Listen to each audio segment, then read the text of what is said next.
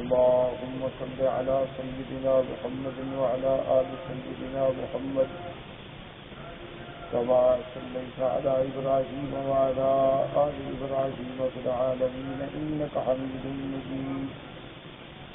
قال الله تبارك وتعالى في كلامه المجيد: أعوذ بالله من الشيطان الرجيم. بسم الله الرحمن الرحيم. يومئذ لا تنفع الشفاعة إلا من أذن له الرحمن ورضي له قولا. يعلم ما بين أيديهم وما خلفهم ولا يحيطون به علما. وعنت الوجوه للحي القيوم وقد خاب من حمل ظلما.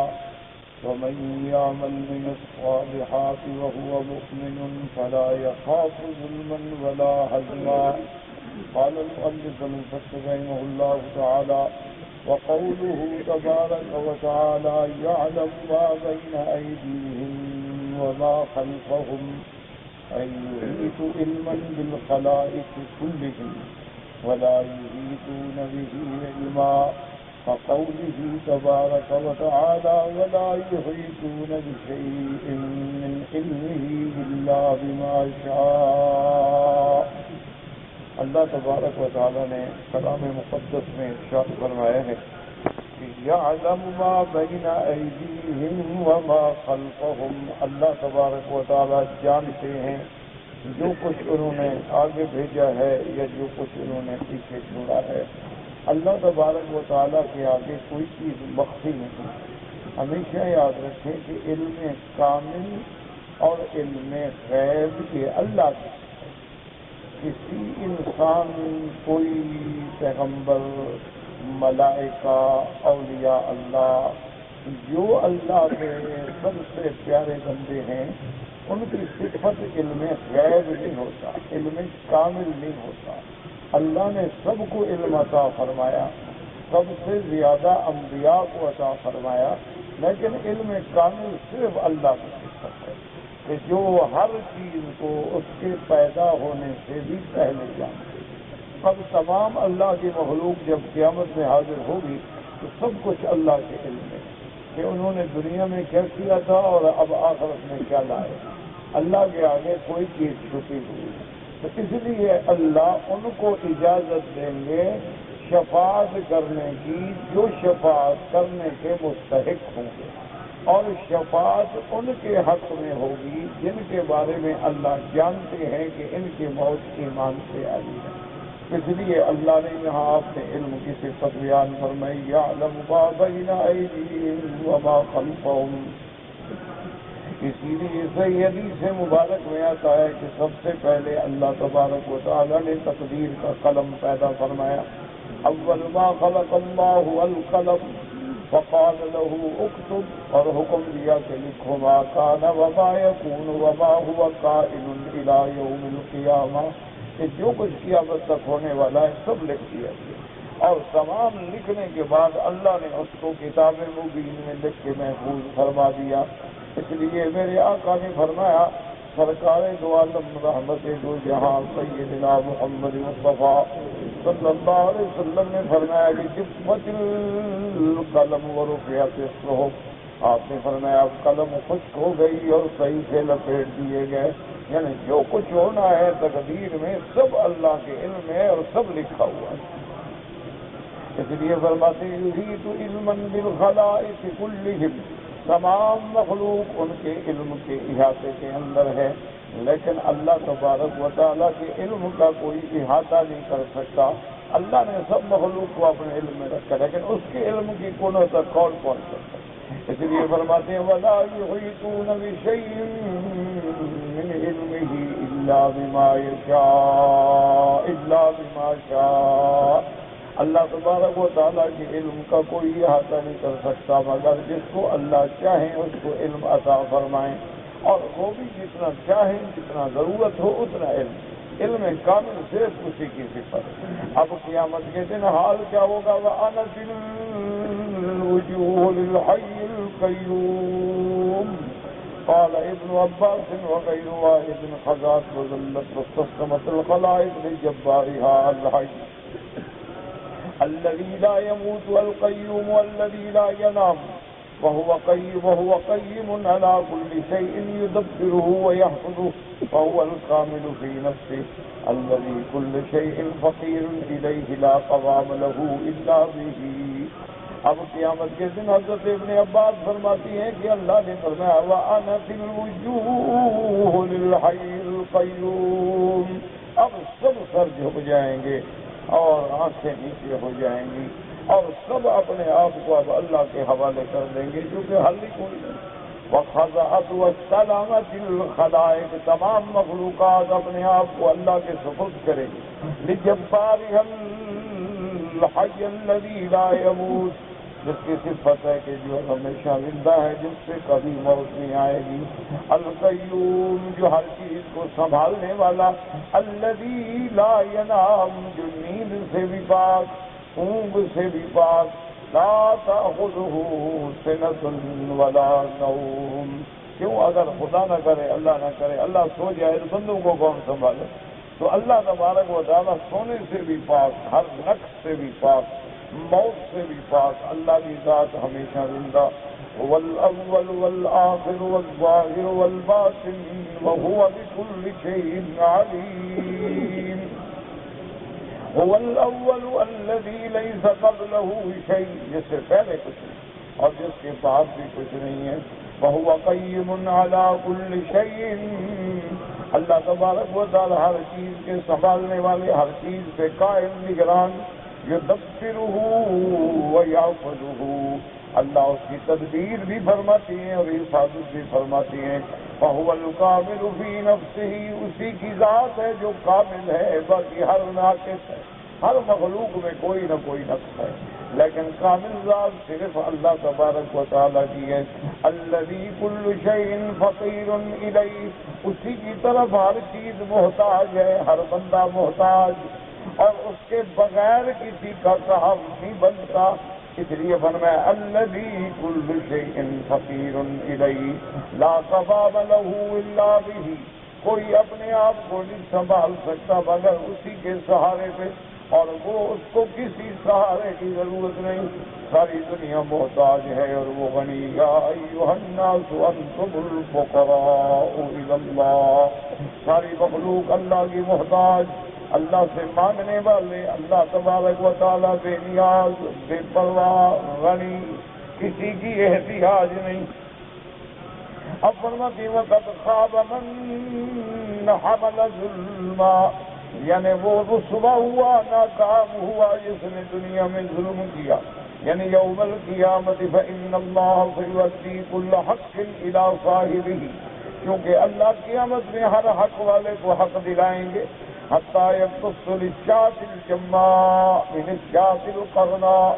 اگر کسی سینگ والی بکریوں نے بغیر سینگ کے بکریوں کو مارا ہوگا ان کو بھی بدلہ دلایا جائے. حالانکہ وہ مکلف نہیں ہے شریعت کے. حیوان مکلف نہیں ہوتا.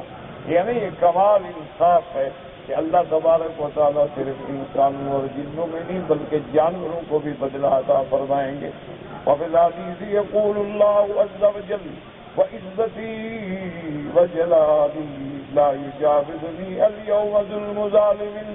اللہ فرماتے ہیں مجھے اپنی عزت و جلال کی قسم ہے آج کسی ظلم کرنے والے کا ظلم مجھ سے نہیں بچ سکے گا.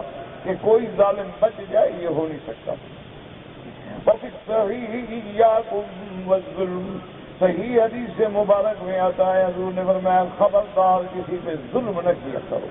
فإن الظلم ظلمات یوم القیامت. ظلم جو ہے قیامت میں اندھیریاں ہوں گی اندھیریوں میں پھنسا ہوگا. فرماتی ہیں والخیبۃ کل الخیبۃ من لقی اللہ وهو به مشرک. اب مفسر فرماتی ہیں سب سے بڑی بربادی اور رسوائی اس کے لیے ہے جو شرک پہ مر گیا.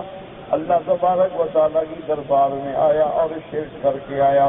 کیونکہ شرک سب سے بڑا ظلم ہے. تو جب اتنا بڑا ظلم لے کے آئے گا تو اندھیروں کے سوا کیا بھی لے گا. اس لیے فرماتے ہیں وَإِنَّ اللَّهَ تَعَالَى يَقُولُ إِنَّ الشِّرْكَ لَظُلْمٌ عَظِيمٌ. سب سے بڑا ظلم جو ہے وہ شرک ہے. کیونکہ اصل میں ظلم کا معنی ہوتا ہے بس کچھ شے فی غیر محل. تو اللہ نے ہمیں اپنی عبادت کے لیے پیدا کیا. جب ہم نے غیر کی عبادت کی تو یہ ظلم ہے کہ اللہ نے مخلوق کو اپنے لیے بنایا. وما خلقت الجن والانس الا ليعبدون.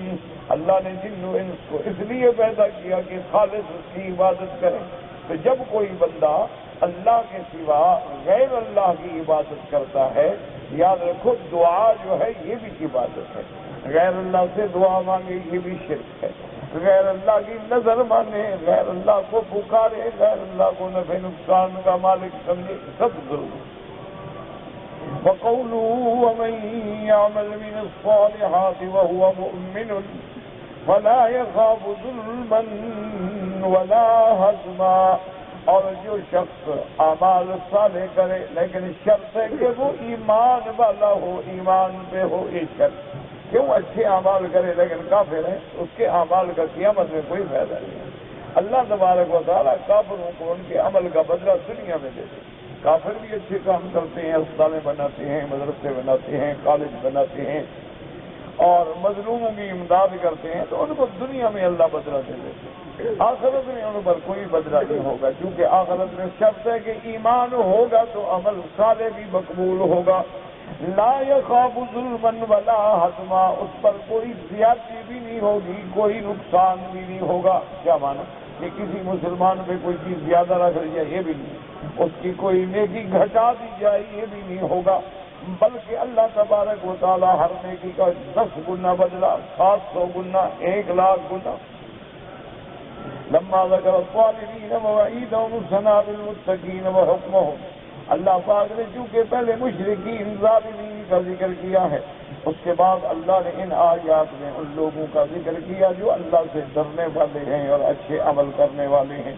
وهو أنهم لا يظلمون ولا يهزمون. كما لا يزاد في سيئاتهم ولا ينقص من حسناتهم. کہ ان کی برائیوں کو بڑھا دیا جائے، ایک زیادہ لکھ دی جائے، اللہ عدل کرنے والا، یا ان کی نیکیوں کو گھٹا دیا جائے، کبھی نہیں ہو. وَمَن يَعْمَلْ مِثْقَالَ ذَرَّةٍ خَيْرًا يَرَهُ وَمَن يَعْمَلْ مِثْقَالَ ذَرَّةٍ شَرًّا يَرَهُ. ذرے کے برابر نیکی ہے تو وہ بھی موجود ہے، برائی ہے تو وہ بھی موجود ہے. قاله ابن عباس ومجاهد والضحاك والحسن وقتادة وغير واحد. والظلم والزيادة بأن يهمل عليه ذنب غيره والحزم والنقص. اس طرح حضرت ابن عباس، حضرت مجاہد، حضرت ضحاک، حضرت حسن، حضرت قتادہ رحمۃ اللہ علیہ فرماتی ہیں کہ ظلم کا معنی یہ ہے کہ کسی دوسرے کے گناہ اللہ اس پہ رکھ دے، یہ بھی ہے. اور حزم کا معنی یہ ہے کہ اس کی نیکیوں کو گھٹا دیا جائے یا کسی دوسرے کو دے دے، یہ بھی ہے. یہ ہمیشہ یاد رکھیں. باقی اللہ کا انعام ہوگا، یاد رکھیں. یعنی یہ تو عدل ہے نا کہ بالکل اللہ اس کو صحیح بدلہ عطا فرمائے. لیکن ایک ہے انعام، جیسے کہ قرآن مقدس میں آتا ہے کہ بعض بندے جب جنت میں جائیں گے تو وہ سوال کریں گے کہ یا اللہ ہمارے آل اولاد بچے بھائی نتیجے نہیں نظر آ رہے. اللہ فرمائیں گے میرے بندے وہ بھی جنت میں ہیں، لیکن ان کے اعمال تمہارے اعمال سے کم ہیں، وہ تمہارے درجات میں نہیں پہنچ سکتے. تمہارے درجات بلند ہیں، ان کے درجات کم ہیں. وہ کہیں گے اللہ ہم جب دنیا میں عمل کرتے تھے تو اپنی اولادوں کے لیے بھی تو مانگتے تھے. اللہ حکم دیں گے کہ اچھا ان کی اولادوں کو بھی والدین کے ساتھ اوپر پہنچا دو، تو ان کی اولادوں کا درجہ بھی بلند ہو جائے گا. اچھا اسی طرح کبھی یہ بھی ہوتا ہے کہ اولاد کا درجہ بلند ہے، ماں باپ کا کم ہے، تو اس کو بھی اللہ تبارک و تعالیٰ ملا دیں. اور کسی کے عمل کو کوئی گھٹایا نہیں جائے گا، بالکل یہ خالص اللہ کا فضل ہوگا اور اللہ تبارک و تعالیٰ کا انعام ہوگا. فرمایا وَكَذَلِكَ أَنزَلْنَاهُ قُرْآنًا عَرَبِيًّا وَصَرَّفْنَا فِيهِ مِنَ الْوَعِيدِ لَعَلَّهُمْ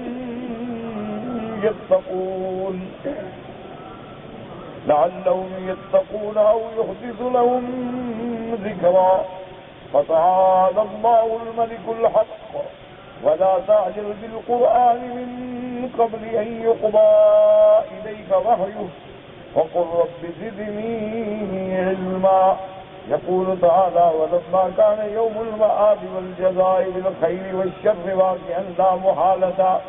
اب قیامت کا دن قیامت کے دن کا بدلہ چونکہ یقینی ہے جس میں کوئی شک نہیں. انزلنا القرآن بشیرا ونذیرا، اس لیے اللہ نے قرآن اتارا کہ جو مومنوں کو خوشخبری دے اور جو کافروں کو ڈرائے. بلسان عربی مبین فصیح لا لبس فیہ ولا عیب. اللہ نے قرآن لسان عربی میں اتارا اور ایسی عربی زبان جو باتیں ہیں جس میں کوئی لفظ نہیں، جس میں کوئی مشکل نہیں. وصرفنا فیہ من الوعید لعلہم یتقون. اللہ فرماتے ہیں اور پھر ہم نے بار بار تکرار سے اپنے وعید کا ذکر کیا تاکہ لوگ اللہ کے عذاب سے ڈر جائیں.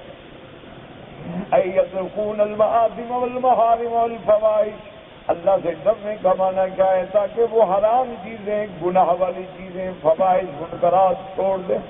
ڈرنے کا معنی یہ نہیں ہوتا کہ زبان سے کہ یا اللہ میں تجھ سے بڑا ڈرتا ہوں اور بڑا، معنی یہ ہے کہ گناہ نہ کرے، اللہ کی نافرمانی نہ کرے، حرام سے بچے، گناہوں سے بچے، معاصم سے بچے. اور یحدث لهم ذکرا وهو ایجاد الطاعت وفعل القربات. اگر مقام اتقاء کو نہ پہنچے تو قرآن ان کے اندر اطاعت کا جذبہ پیدا کرے گا اور ایسا ایسا ایسا وہ بھی ایمان کی منزل کو پہنچ جائیں گے. اس لیے اللہ نے قرآن بھیجا. فتعالى الله الملك الحق، ای تنزہ وتقدس الملك الحق، اور اس کی ذات پاک ہے، اس کی ذات ہر صفت نقصان سے منزہ ہے. الملک الحق، جو ساری کائنات کا سچا بادشاہ ہے. الذی هو حق، اس کی ذات بھی حق، ووعدہ حق، اس کا وعدہ بھی حق، ووعیدہ حق، اس کا ڈرانا بھی حق، ورسلہ حق، اس کے پیغمبر بھی حق، والجنت حق والنار حق، جنت بھی حق، جہنم بھی حق، وکل شیء منہ حق، اور جو چیز بھی اللہ تعالیٰ کی طرف سے ہے وہ حق ہے. وعدلہ تعالیٰ الا يعذب احدا قبل الانذار وبعثة الرسل، اور یہ میرے اللہ کا عدل ہے کہ وہ بغیر پیغمبر کے بھیجے، بغیر ڈرانے والے کے بھیجے کسی کو عذاب نہیں کرتے. پہلے ان کے پاس اپنے ڈرانے والے بھیجتے ہیں، پیغمبر بھیجتے ہیں، کتابیں بھیجتے ہیں. بل اظہار الى خلقہ لئلا یبقى لأحد حجۃ ولا شبہہ. جب اللہ نے پیغمبر بھیجے، اللہ نے کتابیں اتاری، پیغمبروں نے آ کے کھول کھول کے اللہ کے حکم بیان کیے. پیغمبروں کے بعد ان کے صحابہ، تابعین، محدثین، ائمہ مجتہدین، علماء امت سب نے ڈرایا تھا کہ قیامت کے دن کسی کا کوئی عذر باقی نہ رہے کہ جی ہمیں تو ڈرایا نہیں دیا، ہمیں تو بتایا نہیں دیا. اس لیے اللہ نے انتظام کیا، پیغمبر بھیجے، کتابیں بھیجی، اور آخری پیغمبر کے بعد پھر آپ کی امت کے علماء سے وہ کام کیا. وقوله تبارک وتعالى ولا تعجل بالقرآن من قبل ان يقضى إليك وحيه، هذا كقوله تبارک وتعالى في سورة لا أقسم بيوم القيامة. اب مفسر فرماتے ہیں کہ جیسے سورۃ قیامہ میں اللہ نے فرمایا لا تحرک به لسانك لتعجل به ان علینا جمعه وقرآنه فإذا قرأناه فاتبع قرآنه ثم ان علینا بیانه. والثبت بالصحيح عن ابن عباس رضی اللہ تعالی عنہما ان رسول اللہ صلی اللہ علیہ وسلم كان يعالج من الوحی شدة فكان مما يحرك به لسانه. جب حضور پہ وحی آتی، حضور صلی اللہ علیہ وسلم کو بڑی شدت محسوس ہوتی کہ شاید کوئی لفظ رہ جائے، کوئی آیت بھول جائے، تو ایسا ایسا حضور دہراتے رہتے تھے تاکہ کوئی وحی کا لفظ جو ہے وہ آگے پیچھے نہ ہو جائے. فانزل اللہ تعالی هذه الآیہ، اللہ نے قرآن پاک میں یہ حکم بھیجا کہ میرا مدنی جب جبریل پڑھے تو آپ سنتے رہیں، زبان کو بھی حرکت نہ دیں اور ڈرے نہیں کہ قرآن یاد نہیں ہوگا، ہم جمع کریں گے آپ کے لیے. ای انہ علیہ السلام کان اذا جاءہ جبریل علیہ السلام بالوحی، جب جبریل وحی لے کے آتے كلما قال جبريل آية قالها معه، جب جبریل قرآن کی آیت مبارک پڑھتے تو آہستہ آہستہ حضور بھی وہ آیت پڑھتے. قاله معه من شدة حرصه على حفظ القرآن، تاکہ قرآن یاد ہو. فأرشده الله تعالى إلى ما هو الأسهل والأخف في حقه لئلا يشق عليه، فقال، اللہ تبارک و تعالی نے فرما دیا وہ چیز جو آسان ہے تاکہ حضور کو مشقت بھی نہ ہو، تکلیف بھی نہ ہو، اور قرآن بھی حضور کے سینے میں اللہ خود جما دے.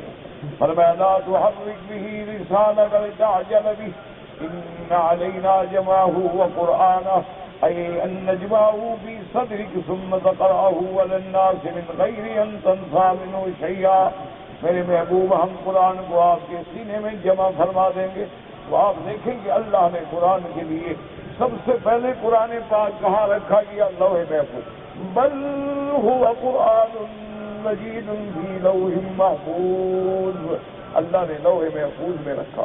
اس کے بعد بیت العزت جو ہے دنیا کے آسمان پر، آسمان دنیا یعنی پہلا آسمان، اس پہ ایک مقام ہے جس کا نام بیت العزت ہے.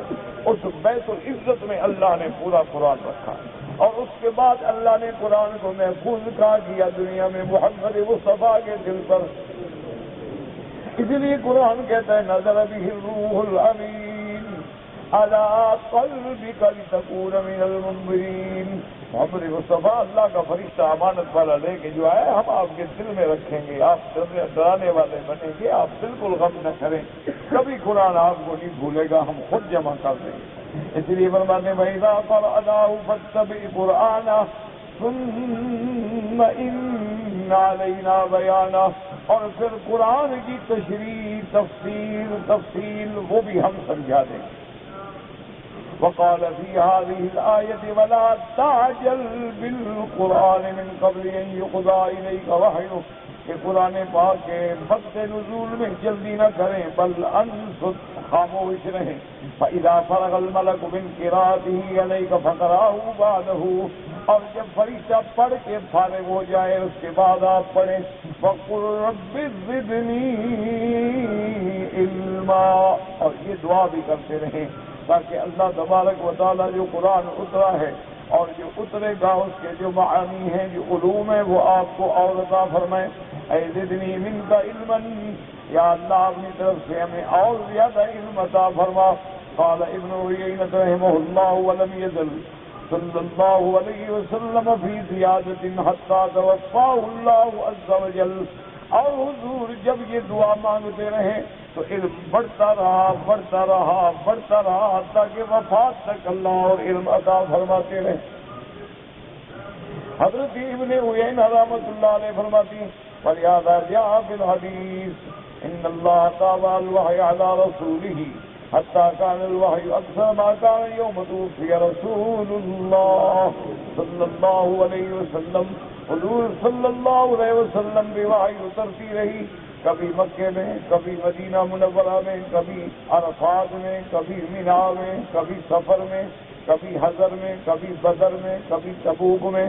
تو بڑھتا رہا علم، بڑھتا رہا آخر تک. اس لیے فرماتی وقال ابن ماجہ حدثنا ابو بکر بن ابی شیبہ قال حدثنا عبد اللہ بن نمیر عن موسیٰ بن عبیدہ عن محمد بن ثابت عن ابی ہریرہ رضی اللہ تعالی عنہ قال كان رسول الله صلى الله عليه وسلم يقول اللهم انفعني بما علمتني وعلمني ما ينفعني وزدني علما والحمد لله على كل حال.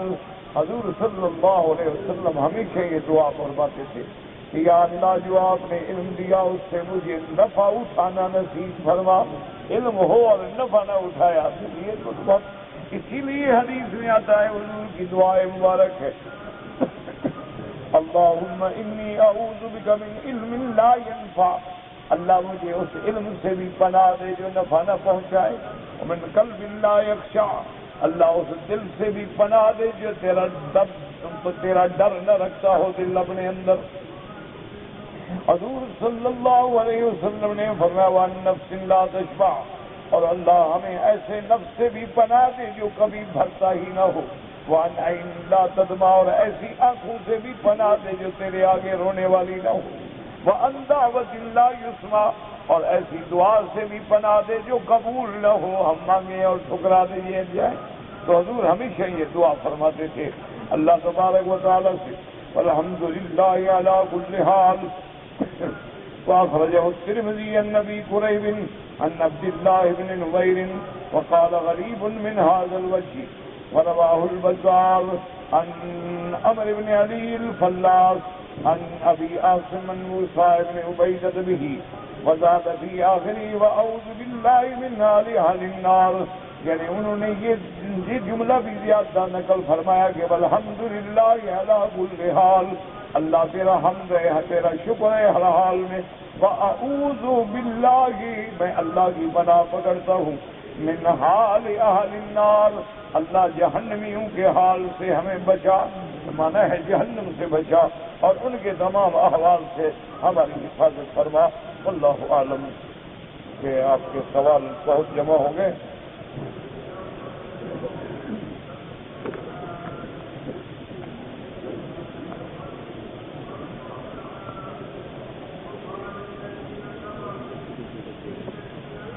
کہتے جی کہ ایک آدمی نے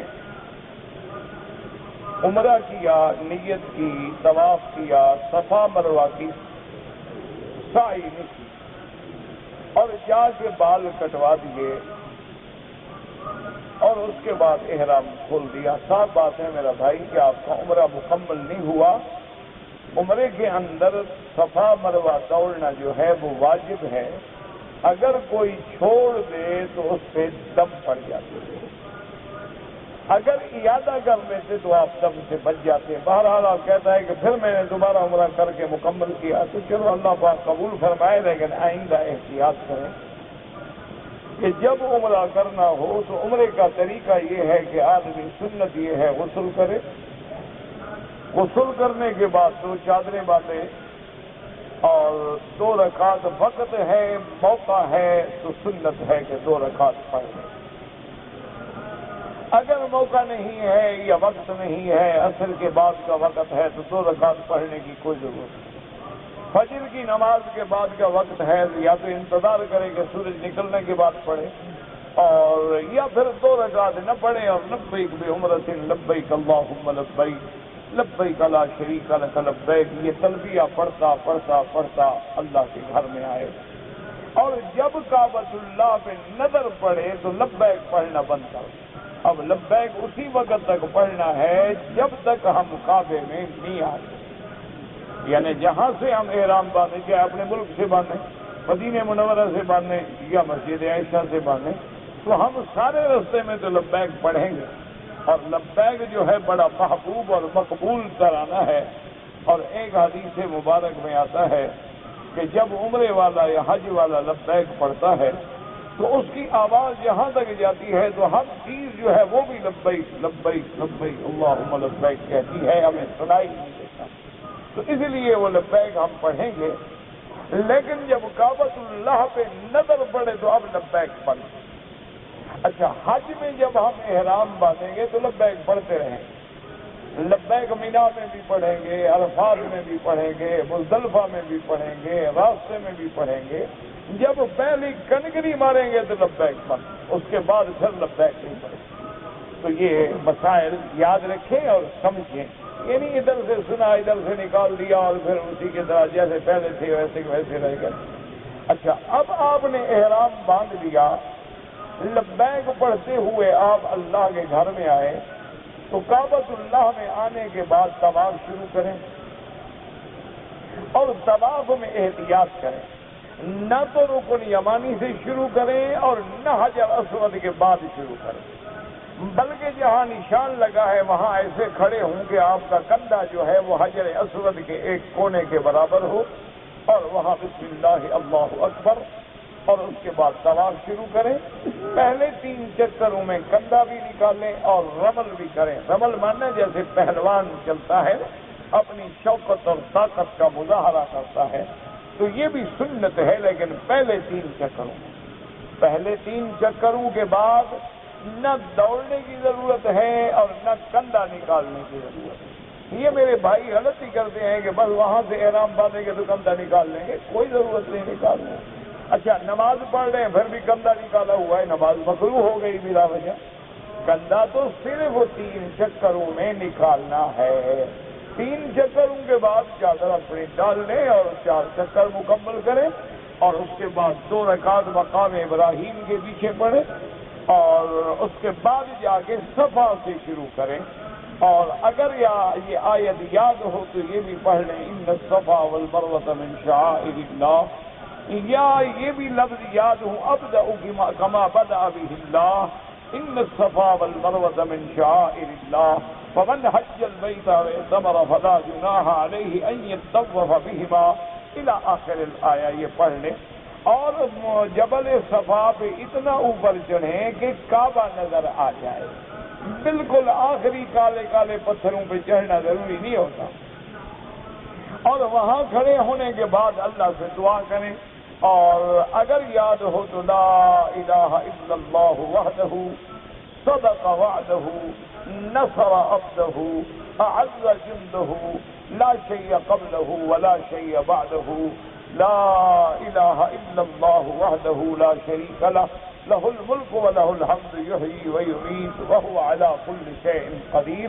پھر آرام سے مروہ کی طرف چلیں، جہاں سبز بتی لگی ہوئی ہے وہاں تیز تیز چلیں، جھپٹ کے چلیں، یہ نہیں کہ دوڑ لگائیں، دوڑ لگانا منع ہے، وہاں حکم ہے کہ تیز تیز چلیں، یعنی پہلی رفتار سے رفتار کو بڑھا دیں۔ پھر جب مروہ پہ جائیں پھر بھی یہی پڑھیں، اور مروہ سے پھر صفا پہ آئیں، 7 چکر پورے کریں، صفا سے شروع کریں گے اور مروہ پہ ختم کریں گے۔ اور یہ بات بھی یاد رکھو، کوئی کلمات نہیں آتے نا، بس جو اس کو آتا ہے نا، سبحان اللہ، الحمدللہ، لا الہ الا اللہ، درود شریف، یا وہ کچھ بھی نہیں آتا، اللہ میں مجھے کچھ نہیں آتا، بس میں تیرا جاہل بندہ ہوں، آ گیا ہوں، دوڑ رہا ہوں۔ اللہ فرماتے دوڑنا تیرا کام ہے، منظور کرنا ہمارا کام ہے، پڑھنے پڑھانے کی کوئی ضرورت ہی نہیں ہے، اگر آتا ہے تو الحمدللہ، ورنہ جو تمہیں آتا ہے، ہر مسلمان کو درود شریف تو آتا ہے، ہر مسلمان کو کلمہ شریف تو آتے ہیں، لا الہ الا اللہ، تو یہی پڑھتے رہو، سبحان اللہ سبحان اللہ سبحان اللہ، الحمدللہ الحمدللہ، اللہ اکبر اللہ اکبر، اپنی زبان میں دعائیں مانگتے رہو جو تمہیں آتا ہے۔ صفا مروہ دوڑنے کے بعد اگر بال چھوٹے ہیں تو اس طرح پھروائیں، اگر بال بڑے ہیں اور تم چاہتے ہو کہ بال کٹواؤں، تو اب مثلا اتنے بڑے بال ہیں تو اس کا چوتھا حصہ سارے سر کے بالوں کا کٹ جائے، یہ نہیں کہ ایک ٹک ادھر سے اور ایک ٹک ادھر سے اور ایک ٹک ادھر سے لگا دو، دم پڑ جاتی ہے اور آدمی احرام سے بھی نہیں نکلتا۔ تو لہذا اچھی طرح سمجھ لیں، احرام باندھنا ہے، طواف کرنا ہے، 2 رکعت پڑھنی ہے، صفا مروہ دوڑنی ہے، اور سر پہ اسطرہ پھروانا ہے، احرام فارغ ہو گئے، ختم ہو گئے۔ تو کوئی ایسا مشکل مسئلہ تو ہے نہیں، لیکن شرط یہ ہے کہ تم اس کو یاد بھی رکھو۔ اگر کوئی آدمی اپنے والدین کی طرف سے عمرہ کرے، حج کرے، بالکل جائز ہے۔ کہتے جی کہ بعض لوگ یا رسول اللہ مدد یا علی مدد یہ نعرہ لگاتے ہیں۔ میرا بھائی بات یاد رکھو، ایک تو ہے کہ وہ جاہل ہے، اس کو اس کا سمجھ ہی نہیں، تب بھی وہ گناہگار ہے، اور ایک یہ ہے کہ وہ جانتا ہے اور نعرہ مارنا مدد کے لیے نبی کو یا علی کو علیہ السلام پکارتا ہے۔ تو اب مجھے بات یاد رکھیں، اس کا کیا عقیدہ ہے کہ جب میں پکاروں گا تو میری پکار اللہ کا نبی اور حضرت علی سنیں گے؟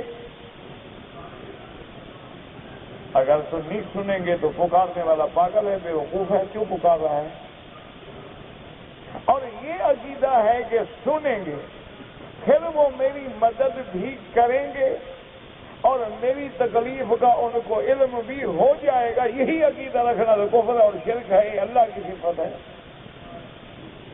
کہ جب بندہ اللہ کو پکارتا ہے کہ یا اللہ یا رحمان یا رحیم، تو اس عقیدے سے پکارتا ہے کہ میری پکار میرا اللہ سن رہا ہے، میرے حال کو بھی جانتا ہے اور مجھے تکلیف سے نکالنے کی قدرت بھی رکھتا ہے، میری بیماری دور کرنے کی طاقت بھی رکھتا ہے، مجھے نفع نقصان دینے کی طاقت بھی رکھتا ہے، تب پکارتا ہے۔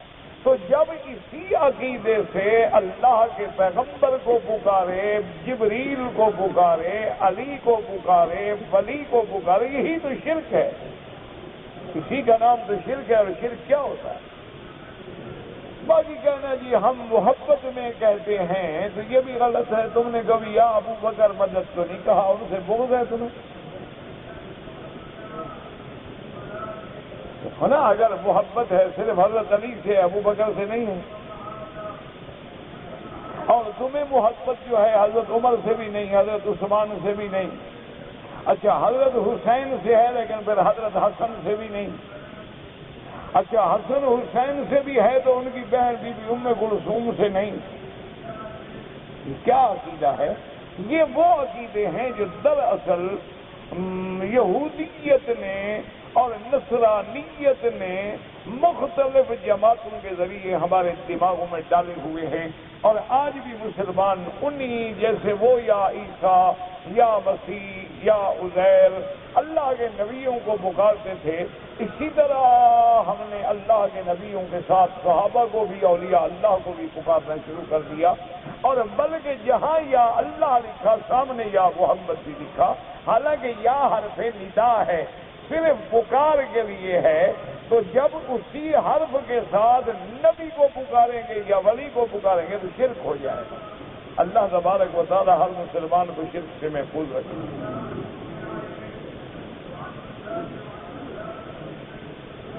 کہتے جی کہ جو لوگ نماز میں آگے جگہ پڑی ہوتی ہے لیکن جہاں کھڑے ہیں کھڑے ہو جاتے ہیں، یہ بہت بڑی غلطی ہے۔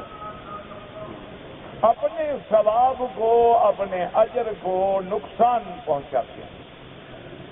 میرے آقا کا حکم ہے کہ الاول فالاول، پہلی صف پوری کریں، پھر دوسری، پھر تیسری، پھر چوتھی، پھر پانچویں، اسی طرح آخر تک، اور صفیں بھی متصل ہوں، درمیان میں ایک صف سے زیادہ فاصلہ نہ ہو، اور آپ بھی مل کے کھڑے۔ اگر اگلی صف میں جگہ ہے تو جو پیچھے کھڑا ہے وہ گناہ گار ہے، اس پر ذمہ داری ہے کہ وہ آگے جا کے پورا کرے۔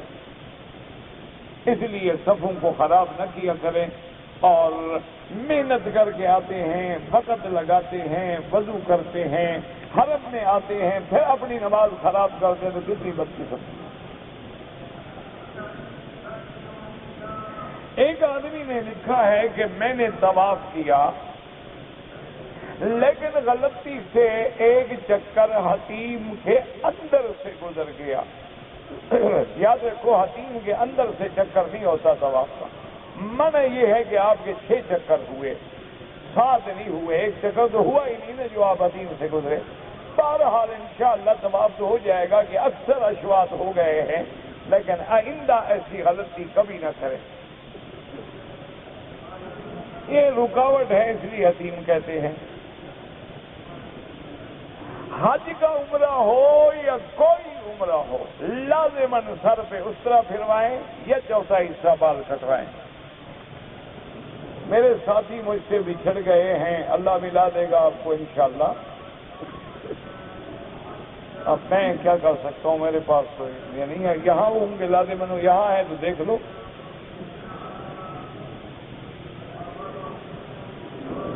دوسرا بنایا ہے، اور ایک آدمی ہماری دشمنی کر رہا ہے، اللہ اس کو ہدایت دے۔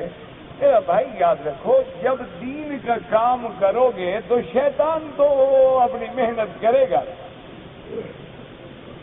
یہ اصولی بات کہ جب کوئی آدمی نمازی بنے گا، اللہ والا بنے گا، مسجد بنائے گا، مدرسہ بنائے گا، دین کا کام کرے گا تو لوگ مخالفت تو کریں گے۔ لوگوں نے حضور پاک کی مخالفت نہیں کی، سرکار تو عالم کو نہیں ستایا، تو کوئی بات نہیں، آپ اللہ کا کام کرتے جائیں، صبر کریں، اور گالی کا جواب کبھی گالی سے نہ دیں، درگزر کریں اور اپنے کام میں لگے رہیں۔ اللہ کے دین کی برکت ہوگی انشاءاللہ کہ ایک دن آپ کامیاب ہوں گے، یا دشمن جو ہے وہ تابع ہو جائیں گے، یا خود بخود رسوا ہو کے ہٹ جائیں گے۔ آپ اپنے کام پہ لگے رہیں، بس جمے رہو کام پہ۔ کعبۃ اللہ کو استلام کرنا جو ہے وہ دو جگہ ہے، ایک حجر اسود ہے جہاں بوسہ دیں، یا ہاتھ لگا کے بوسہ دیں یا اشارہ کریں، اور دوسری جگہ رکن یمانی ہے جہاں موقع ملے تو دائیں ہاتھ سے بسم اللہ اللہ اکبر اور استلام کریں، اور موقع نہ ملے تو چلے جائیں، پھر اشارہ کرنے کی بھی ضرورت نہیں ہے۔ اور اسی طرح ایک اور جگہ ہے جس کا نام مقام ملتزم ہے، یعنی حجر اسود سے لے کر دروازے تک، کعبۃ اللہ کے دروازے تک یہ جو جگہ ہے تھوڑی سی، یہ مقام ملتزم ہے۔ اگر اللہ موقع دے تو اس دیوار کے ساتھ چمٹ کے سینہ لگا کے دعا کر سکتے ہیں، اور دعا مقبول ہوتی ہے جو اللہ سے مانگی جائے۔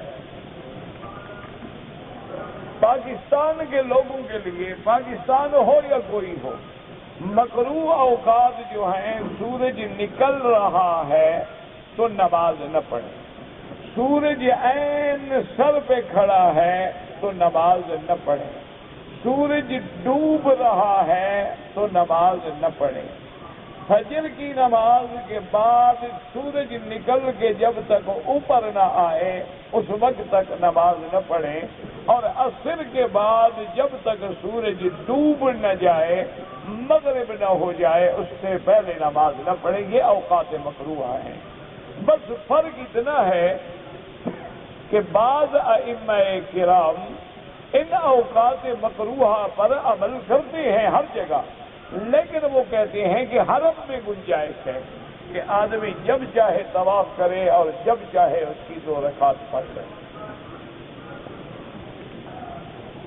اگر کسی آدمی کی احرام کی چادر جو ہے وہ پھٹ گئی، اس کو سلائی کرنے کوئی حرج نہیں۔ یاد رکھو کہ سلا ہوا کپڑا حالت احرام میں پہننا منع ہے۔ اس سلے ہوئے کپڑے کا مقصد ہے جیسے بدن پہ سلا ہوا ہو، یعنی قمیض پہننا منع ہے، بنیان پہننا منع ہے، شلوار پاجامہ منع ہے، ٹوپی پہننا منع ہے۔ اسی لیے انسانوں کو، مردوں کو ہاتھوں میں دستانے پہننا منع ہے۔ لیکن اگر چادر میں سلائی ہے یا احرام میں سلائی ہے تو کوئی حرج نہیں، کوئی مسئلہ نہیں۔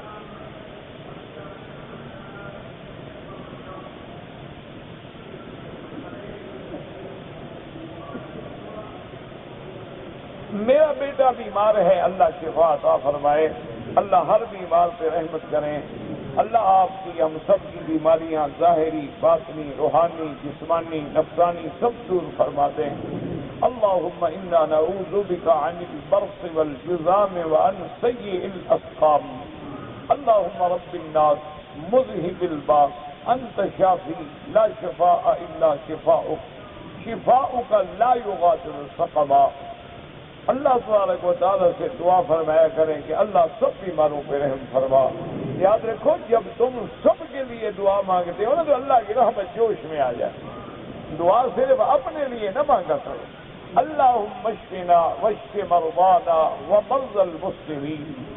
سب لوگوں کے لیے جب دعا مانگی جاتی ہے اپنے بیماروں کا نام لے کے دعا مانگو، لیکن تمام مسلمان جو مریض ہیں ان کے لیے بھی دعا مانگے۔ اللہ پاک کی رحمت جو ہے زیادہ جوش سے آتی ہے۔ اگر ایک لڑکی نے عمرہ کیا ہے، مدینہ منورہ سے احرام باندھا حیض کی حالت میں، ٹھیک ہے، مکہ مکرمہ آنے کے بعد انتظار کیا، پاک ہو گئے، اور اس کے بعد پھر غسل کیا، پھر اپنا عمرہ پورا کیا، لیکن طواف کے آخری چکر میں اس کو پھر احساس ہوا خون کے آنے کا، لیکن اس نے عمرہ اپنا پورا کر لیا۔ اب میرا بھائی دیکھنا یہ ہے کہ اس بیٹی کی عادت کتنے دن ہے، کیونکہ عورت کا ایام جو ہے نا مختلف ہوتے ہیں۔ بعض عورتوں کو 3 دن کی عادت ہوتی ہے، بعض کو 5 دن کی، بعض کو 7 دن کی، بعض کو 8 دن کی۔ تو جتنے دن اس کے عادت کے تھے وہ مکمل ہو گئے، پاک ہو گئی، یقین ہو گیا کہ بھی خون بالکل بند ہو گیا، اس نے غسل کر کے عمرہ کر لیا، بالکل ٹھیک ہو گیا۔ اگر کوئی تھوڑا بہت آیا مانا گرمی کی وجہ سے یا موسم کی تبدیلی کی وجہ سے ہو گیا، لیکن اگر اس کی عادت تھی 7 دن، خون 3 دن کے بعد بند ہوا تو اس نے عمرہ کر لیا، تو گویا اس نے حیض میں عمرہ کیا، کیونکہ ابھی تو 4 دن اس کے باقی ہیں، ابھی تو پاک نہیں ہوئی وہ، لہذا اس کو ایک بکری دم دینی ہوگی کہ اس نے ناپاکی کی حالت میں عمرہ کیا۔ اس لیے مسئلہ سمجھ لیں، اگر اس کے دن مکمل گزر گئے اور وہ اپنے وقت کے مطابق پاک ہو گئی، اور اسی لیے حدیث مبارک میں آتا ہے جس کا ہمارے لوگ جو ہے نا ہمارے علاقوں میں خیال نہیں کیا جاتا، ورنہ یہ بھی شریعت کا حکم ہے کہ حیض ختم ہونے کے بعد عورت باقاعدہ کپاس لے کے اپنے بدن کے اندر رکھے اور کافی دیر کے بعد نکال کے چیک کرے گی اس میں کوئی دم کا خون کا اثر تو نہیں ہے، پھر تسلی ہو جائے تو اسی طرح پھر ایک کپاس میں خوشبو لگا کے بھی بدن میں رکھے، اس کے بعد غسل کرے تو بیماریوں سے بھی انشاءاللہ محفوظ رہے گی اور تسلی بھی ہو جائے گی۔ ہمارے یہاں تو بس ہوتا ہے دن پورے ہو گئے، نہا لیا، اندر گندگی رہ جاتی ہے، اس گندگی کی وجہ سے ایسی بیماریاں پیدا ہوتی ہیں، اللہ معاف فرمائے، اللہ ہر مسلمان بچی کو بچائے۔ کہتا ہے جی مجھ پر شوال کے مہینے میں عمرہ کیا ہے، ایک ساتھی نے حج کیے ہوئے ہیں، ایک حاجی نے کوئی حج نہیں کیا۔ میرا بھائی دیکھو، حج کیے ہوئے ہیں یا نہیں کیے ہوئے، اگر تم نے شوال میں عمرہ کر لیا اب حج نہیں کرنا ہے، کوئی بات نہیں، کوئی مسئلہ نہیں۔ اگر تم نے شوال میں عمرہ کیا ہے میقات سے، یعنی مدینہ منورہ سے یا اپنے ملک کے میقات سے، اور پھر اس سال تمہارا حج کا بھی ارادہ ہو جائے تو افضل یہ ہے، بہتر یہ ہے اختلاف سے بچنے کے لیے کہ ایک بکری جو ہے آپ رکھ لیں، تاکہ حج تمتع کی شکل بن گئی کہ آپ کا حج کے دنوں میں عمرہ بھی ہو گیا اور اسی سال آپ نے حج بھی کر لیا، تو لہذا درمیان میں آپ نے فائدہ اٹھا لیا تمتع کا، اس لیے آپ کو تمتع کی ایک بکری جو ہے مینا میں دینی ہوگی۔ باقی جو لوگ مثلا مکے میں رہتے ہیں اگر ان پہ قرضہ ہے تو حج منع نہیں ہے ان کو۔ یاد رکھو یہ مسئلے ہیں کہ جب کوئی آدمی مثلا پاکستان میں ہے، اس نے 1 لاکھ روپے قرضہ دینا ہے، اب حج پہ آنا چاہے تو 1 لاکھ کا خرچہ ہے، تو شریعت یہ کہتی ہے پہلے قرضہ ادا کرو، حقوق العباد ادا کرو، پھر اللہ دے گا تو حج کرنا، اور نہیں دے گا تو اللہ کی مرضی۔ لیکن جو لوگ مکہ مکرمہ میں موجود ہیں ان کے لیے حج کرنے کا کیا ہے، ان کا تو 20 ریال سے حج ہو جائے گا، ان کا کون سا لاکھوں روپے خرچ ہونے ہیں، اور اگر وہ پیدل جائیں انشاءاللہ تو شاید یہ 20 ریال بھی نہ لگے، ہاتھ میں چھتری پکڑ لیں، پیدل چلے جائیں، روٹی کھلانے والے، کھجوریں کھلانے والے، لسی پلانے والے بہت ٹرک کھڑے ہوتے ہیں، وہ اتنا کھلاتے ہیں کہ بندہ اپنے گھر میں بھی اتنا نہیں کھاتا، اتنا فروٹ کھلاتے ہیں، اور اتنا اللہ جزائے خیر دے، مکے والے لوگ اہل خیر ہیں، بادشاہ کی طرف سے بھی ہوتا ہے، شہزادوں کی طرف سے بھی ہوتا ہے، بڑے بڑے تاجروں کی طرف سے بھی ہوتا ہے، گاڑیوں کی گاڑیاں بھر کے فروٹ پھینک رہے ہوتے ہیں، اور حاجی جناب ماشاءاللہ صرف کھاتے نہیں بلکہ 8-10 کلو تو ساتھ بھی لے آتے ہیں کہ مکے بھی کھائیں گے، باقی 2-4 دن جو رہنا ہے مکے میں وہ بھی نہ خریدنے پڑے، تو فکر نہ کرو، تو مفت کا حج ہے۔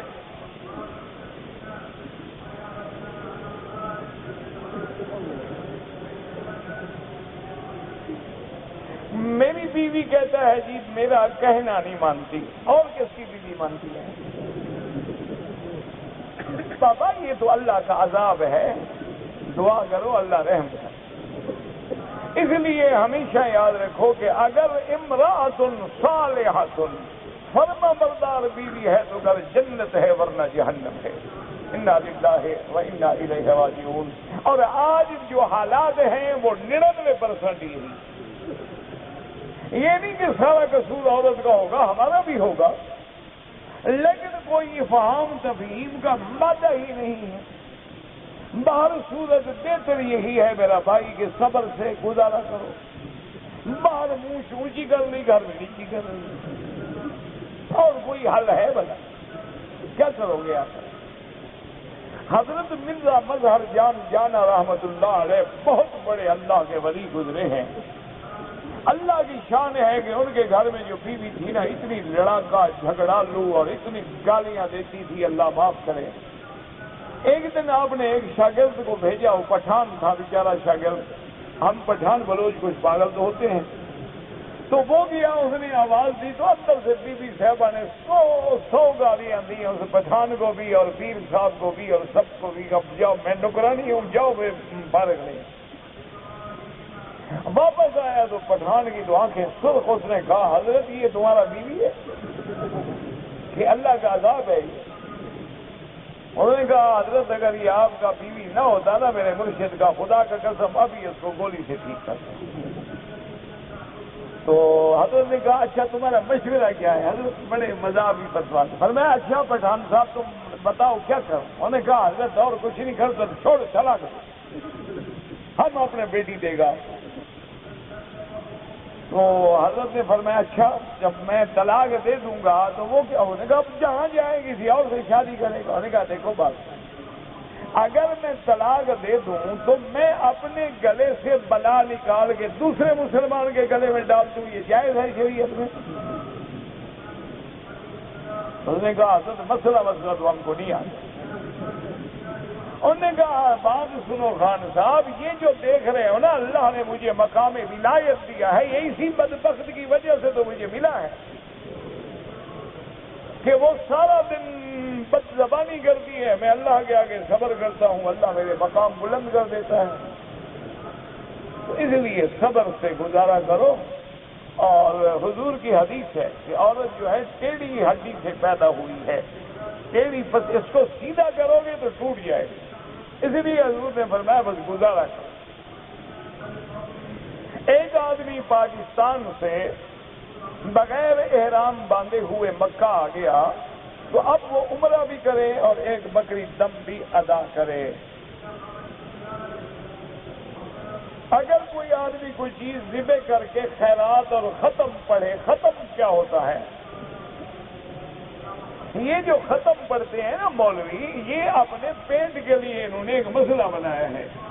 کیونکہ اگر یہ ختم والا مسئلہ نہ بنائیں تو تم تو چاول لوگوں کو کھلا دو گے. اس طرح دیکھ پکا کے رکھی ہے نا، مولوی آئے ختم پڑھے. اور مولوی تب ختم پڑے گا جب سب سے بہتر پلیٹ بھر کے آگے رکھو گے. یہ ہمارے پیٹ کا مسئلہ ہے، شریعت کا کوئی مسئلہ نہیں، یہ بدعت ہے. آپ نے خیرات کی، اللہ جانتے ہیں، بس اللہ ثواب دیں گے. کہتے جی کوئی نماز سے پہلے مل کے درود پڑھنا یہ بھی بدعت ہے. اگر ایک آدمی اسلام آباد سے احرام باندھ کے عمرہ کر دیا، پھر اس کے بعد وہ حائل گیا، واپسی پہ احرام نہیں باندھا تو دم پڑ گئی، کیونکہ اور میقات ہے راستے میں. کہتے ہیں ہمارے ملک میں جو میت پہ قرآن پھیرتے ہیں خالص بدعت ہے، ناجائز ہے. اگر میں مکے میں کام کرتا ہوں، حاجیوں کے ساتھ مجھے مدینہ منورہ جانا پڑے تو آپ واپسی میں عمرہ کر سکتے ہیں، کوئی منع نہیں، مدینہ میقات ہے. حج کا احرام مکے سے سب لوگ مکے میں باندھیں گے، اپنے گھر سے باندھیں گے.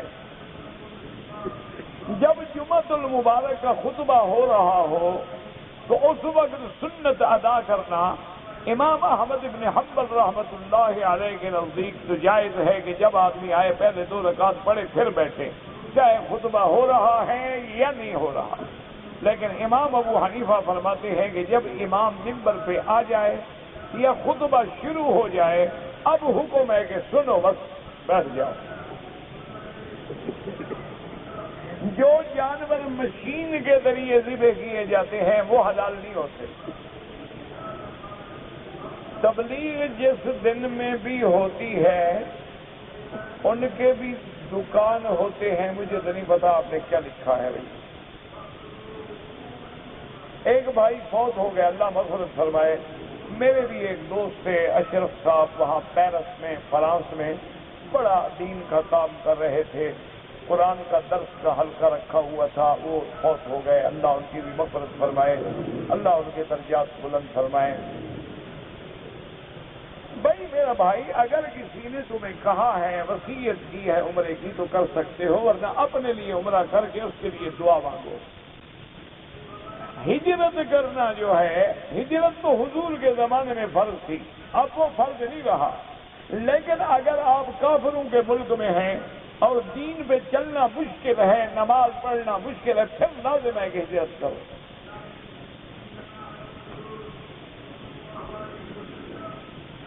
میرے گھر والوں نے عمرہ کیا، میں ان کو رہبری کے لیے ساتھ چلتا رہا، کوئی بات نہیں۔ کہتے جی کہ میری 2 بیویاں ہیں، ان کے پاس 15 تولے سونا ہے، تو ان کو زکوٰۃ دینی چاہیے، زکوٰۃ ان پر واجب ہے، آپ پر تو نہیں، آپ ایسے دے دیں، مہربانی ہے آپ کی۔ جب ہم لوگ حج کریں گے، 10 تاریخ کو کنکری قربانی کر کے آئیں گے، طواف بھی کریں گے، صفا مروہ بھی دوڑیں گے حج کی۔ اگر کوئی زمزم کو چائے میں ڈالے کوئی بات نہیں، وضو کرے کوئی بات نہیں۔ خانہ کعبہ کا غلاف جو ہے تبدیل کرتے ہیں، حج کرتے ہیں، پرانا کدھر کرتے ہیں؟ جو تبدیل کرتے ہیں ان سے پوچھو۔ خانہ کعبہ کا سب سے پہلا غلاف جو ہے تبع اکبر، ایک یمن کا بادشاہ گزرا ہے جس نے چڑھایا تھا۔ کہتے جی کہ جنازہ قبر میں اتارنے کے بعد کل دم کرتے ہیں، بدعت ہے۔ جب جمعہ کا خطبہ ہو رہا ہو تو طواف کریں، نہیں، بیٹھیں اور خطبہ سنیں۔ ایک آدمی کسی دوسرے کے لیے کنکریاں مارے، لیکن اگر وہ معذور ہے، چل نہیں سکتا، کھڑے ہو کر نماز نہیں پڑھ سکتا، تو اس کے لیے وکیل بن کے مار سکتے ہو۔ ایسے نہیں کہ رش ہے چھبی تم مار دو۔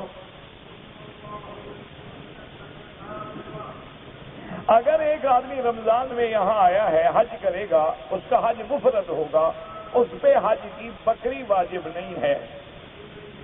کہتے جی ہمارے ملک میں رواج ہے کہ مرنے سے پہلے، مردے کو دفن کرنے سے پہلے حافظ کو قبر میں بٹھاتے ہیں کہ قرآن پڑھے، اس کا کوئی فائدہ نہیں، بدعت ہے۔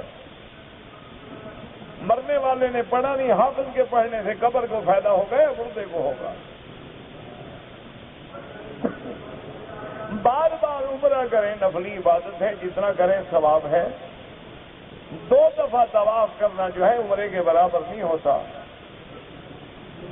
ہر نماز میں اپنے ملک میں پڑھو گے 1 لکھا جائے گا، مسجد میں پڑھو گے تو 25 درجہ بڑھ جائے گا، جامع مسجد میں پڑھو گے تو 27 درجہ ثواب ہوگا، مکے میں پڑھو گے تو 1 لاکھ، مدینے میں پڑھو گے تو 1000۔ جو لوگ دین کی تبلیغ کرتے ہیں ان کا زیادہ ثواب ہے، سیدھی بات ہے، وہ دین پہنچا رہے ہیں، سکھا رہے ہیں، ان کی وجہ سے تو 1 لاکھ بندہ نمازی بنے گا نا۔ صلاۃ تسبیح کا ذکر آتا ہے لیکن حدیث ضعیف ہے۔ مکے میں رہتے ہوئے سب سے افضل عمل جو ہے طواف ہے۔ کہتے ہیں جی کہ حضور پاک نے اپنی پوری زندگی میں ننگے سر نماز پڑھی ہے؟ بالکل نہیں۔ نماز میں، سجدے میں مقصد ہے کہ برابر کھڑے ہوں۔ کالا لباس عورت پہنے یا مرد پہنے منع ہے۔ نماز میں پاؤں کے برابر ہو اور کندھا کندھے کے برابر ہو۔ اگر ایک آدمی نے عمرہ کیا مسجد عائشہ سے، حلق نہیں کرایا، کپڑے پہن لیے، دم پڑ گئی، بیمہ پالیسی، انشورنس وغیرہ جائز نہیں۔ میری بہن بے اولاد ہے، اللہ ہر بے اولاد کو اولاد عطا فرما۔ خواب کا مجھے پتہ نہیں لگتا، کسی بزرگ سے پوچھو۔ ایک آدمی ہے، تندرست ہے، لیکن شادی نہیں کرتا، تو سنت کا مخالف ہے، اللہ اس کا گناہ معاف کرے۔ مر جائے تو کہتا ہے جنازہ پڑھے، کوئی کافر تو نہیں ہو گیا بیچارہ؟ تمہیں کیسے پتا ہے کہ وہ تندرست ہے؟ اللہ جانے اس کو کوئی بیماری ہو، چھپاتا ہو غریب۔ والد کے لیے حج کروں، بالکل حج کریں۔ یا اللہ یا محمد لکھنا ناجائز ہے۔ جب بھی لکھیں یا اللہ اور آگے محمد الرسول اللہ، میرے 5000 پاکستانی گم ہو گیا، اللہ مدد کرے۔ جب مسجد اقصی قبلہ تھا تو وہ بھی قبلہ تھا، اس کی طرف بھی نماز ہوتی تھی۔ ایک آدمی نے نیت کی تھی کہ نانی کا حج کروں گا، اس کے والد بھی فوت ہو گئے، میرے والد کا حق زیادہ ہے نانی سے۔ میرا بھائی، اگر آپ کو احتلام ہو گیا اور آپ نے غسل کر کے طواف زیارت کیا ہے پھر تو ٹھیک ہے، لیکن دوبارہ احتلام ہو گیا اور آپ نے غسل نہیں کیا اور طواف زیارت کر لیا تو ایک بکری دم ادا کریں۔ اگر ہم خدام الحجاج ہیں، جو ہماری ڈیوٹی ہے ہم پوری کر لیتے ہیں، ہم فارغ بیٹھے ہیں، قرآن پڑھتے رہو، کوئی منع نہیں۔ اجوا کھجور کے 7 دانے جو کھاتا ہے اس دن اس پہ اللہ کی رحمت سے جادو یا زہر اثر نہیں کرے گا۔ کہتے جی کہ عورتوں سے بد نظری سے بچنے کے لیے کیا طریقہ ہے؟ بس دل میں خیال فوراً لایا کریں کہ یہ اللہ کی مہمان ہیں، اللہ کے گھر میں ہیں، اور اگر میں اللہ کے مہمانوں پہ بری نظر ڈالوں گا تو اللہ مجھے پکڑیں گے، تو انشاءاللہ بچ جاؤ گے۔